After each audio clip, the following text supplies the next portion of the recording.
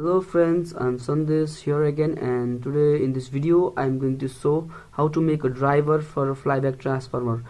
In my previous video I've taken out a flyback transformer from a PCB of a old TV board, and in this video I'm going to make a driver called ZVS driver, that is zero voltage switching driver. I got this circuit from somewhere in the internet, and I just fitted them in a cartoon paper. First I draw a picture on a piece of paper, then I paste the paper on the cartoon, then I made a hole with the thumb pin for each electrical components. Then I place the components in their order. The back view of the paper will look like this.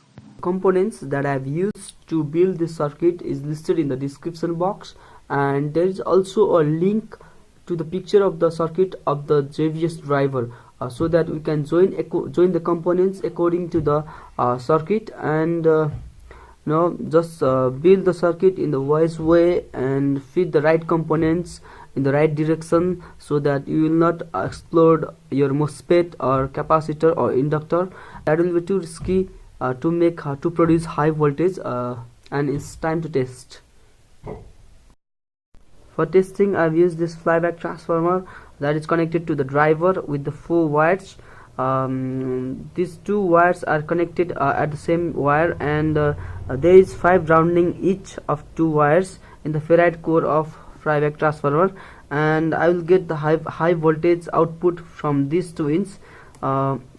This one is grounded in, and I've glued all these pins in order to prevent the leakage of the current, and I'm using the smps as a power source, and I'm going to connect it.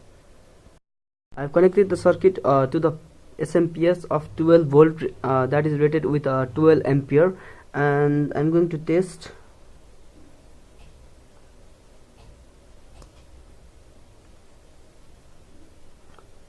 That gives very high voltage.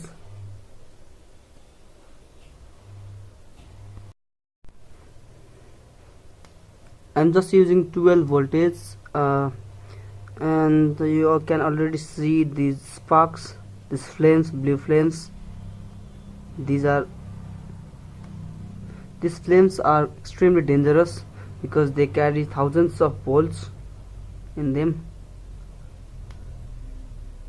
It's like flowing the electricity in air.